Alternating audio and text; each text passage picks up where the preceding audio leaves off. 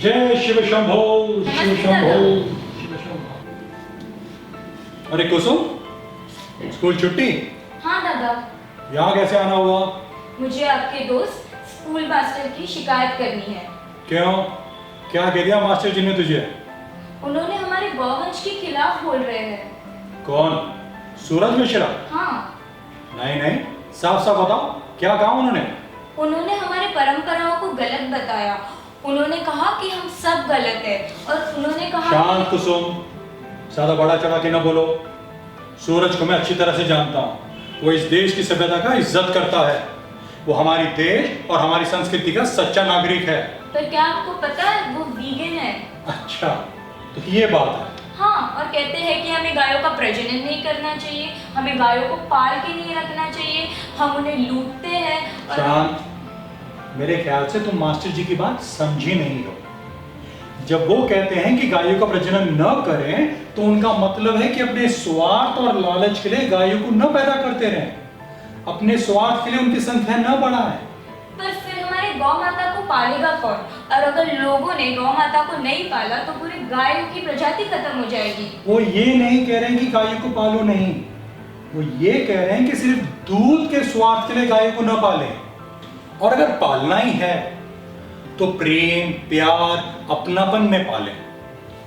दूध के लालच के लिए पालोगे तो वो कहां इज्जत, सत्कार और पूजा है। वो तो सिर्फ गाय को एक व्यापार का माध्यम बनाना हो गया, जिसमें सबसे बड़ा नुक्स ये है कि जैसे ही व्यापार में गाय फायदा देना बंद करती है तो लोग उसे बेच देते हैं, उसका त्याग कर देते हैं और बेचारी गौ माता सड़कों पर बेसहारा हो जाती है, या ये लोग उसको चुपचाप से कत्ल खाने बेच देते हैं। पर ये तो तब होता होगा ना जब गाय बूढ़ी हो जाती है, 20 या 25 साल के बाद। नहीं, ज्यादा से ज्यादा दूध के लिए ये लोग गाय को जल्दी से बड़ा कर देते हैं। छोटी उम्र में ही गाय को प्रेग्नेंट करते हैं। दूध चलता रहे इसलिए हर साल प्रेग्नेंट करते रहते हैं और बेचारी गाय को बहुत सारा हार्मोन और एंटीबायोटिक भी देते हैं। इस क्रूर प्रक्रिया की वजह से गाय 5 से 6 साल के बाद दूध देने के काबिल नहीं रहती। क्या हमारी गौ माता को इन लोग 5 से 6 साल में ही बर्बाद कर देते हैं? हाँ, दुख की बात है पर ये सच है। दादा, क्या सच में हमारे गायों के साथ कितना बुरा होता है? हाँ। मास्टर जी ने कहा था कि हम दूध भी नहीं पचा सकते हैं। दुग्ध शर्करा अशाहिष्णु। मोबाइल है आपके पास? है ना? आप 2 मिनट में मोबाइल में रिसर्च करके पता कर सकते हैं कि लैक्टोज इंटॉलरेंट क्या है। इंडिया की 65% आबादी लैक्टोज इंटॉलरेंट है। पर क्या इन लोगों का नुकसान हो जाता है? हाँ, जिनको लैक्टोज इंटॉलरेंट है वो दूध लेते हैं तो उनके सेहत को नुकसान होता है। फिर हमारी सभ्यता का क्या? हमारी सभ्यता इतनी छोटी नहीं है, बहुत विशाल है हमारी सभ्यता। हमारी सभ्यता सिर्फ दूध पीना या दूध के उत्पाद खाना नहीं है। हमारी सभ्यता कहती है कि हम सारे पशुओं की रक्षा करें। फिर हमारा गौवंश कैसे चलेगा? तुम्हें लगता है ये पशु उत्पाद के जो व्यापारी हैं, जो फायदे के लिए पशुओं का प्रजनन करते रहते हैं, ये गौवंश की रक्षा करते हैं? नहीं, ये गौ माता का 5 से 6 साल इस्तेमाल करने के बाद उसको फेंक देते हैं, उसके नर बछड़े को भी मार देते हैं, क्योंकि दुग्ध उद्योग में नर बछड़े का क्या काम। अगर बछड़ी हुई तो उसके साथ भी वो पूरा क्रूर प्रक्रिया करते हैं। नहीं, ये सब हमारे यहाँ पे नहीं होता होगा। हमारे यहाँ पे तो गायों की पूजा की जाती है। ये बात भी तू बड़े आसानी से इंटरनेट पे अपने मोबाइल से चेक कर सकती है। इंडिया बीफ का सबसे बड़ा एक्सपोर्टर है। हमारे देश में 33 करोड़ मवेशी है, जिसमें से 80% मादा है। अगर इसमें से 50% भी हर साल प्रेग्नेंट होता होगा तो समझे कितने नर बछड़ों को मारा जाता है। और अगर 5-6 साल बाद ये मवेशी बेकार हो जाते हैं तो कहां जाते हैं ये सारे? सच में ये लोग इन मवेशियों को बेच देते हैं। और क्या कर सकते हैं?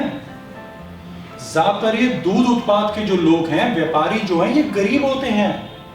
गाय दूध देना बंद कर दे, उसके 15-20 साल इसको पालना, खिलाना 400 किलो के जानवर को आसान नहीं है, इसलिए ये इसको छोड़ देते हैं या बेच देते हैं। यही इनका व्यापार है। मुझे अभी भी विश्वास नहीं होता है।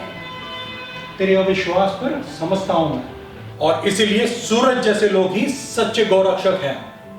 वो इस पाप को जड़ से मिटा रहे हैं, वो गाय का दुरुपयोग रोक रहे हैं। अगर हम गाय को इस्तेमाल की चीज न समझें, अगर हम गाय के दूध और गाय के दूध के उत्पादों का व्यापार नहीं करेंगे, तो हम उसे अपने स्वार्थ के लिए बढ़ाते नहीं रहेंगे, पैदा नहीं करते रहेंगे। फिर वो स्वतंत्र होकर निसर्ग में दूसरे प्राणियों की तरह अपने आप से पैदा होगी और जिएगी। हम चाहे तो उसको दूर से ही पूछ सकते हैं। लेकिन फिर हम दूध के बिना कैसे जिएंगे? दूध के बिना सिर्फ गाय का बच्चा मर जाएगा। दूध हम इंसानों का खुराक नहीं है। हाँ, ये बात और है कि हम सबको दूध की लत लग गई है, पर इस लत को तोड़ना है। और उसे तोड़ने के लिए अगर आप चाहें तो मदद के तौर पर वनस्पति का दूध घर पे ही बना के इस्तेमाल कर सकते हैं। दादा, ये सब जानकारी जान के मैं बहुत विचलित हो गई हूँ। शांत कुसुम, ये सारी बातें आप अपने आप से आराम से रिसर्च करके देख लेना, पूरी सच्चाई देखना। पर एक बात याद रहे, हमारी सभ्यता, हमारा धर्म सिर्फ गौ रक्षा नहीं है, ये सारे प्राणियों की रक्षा करना है।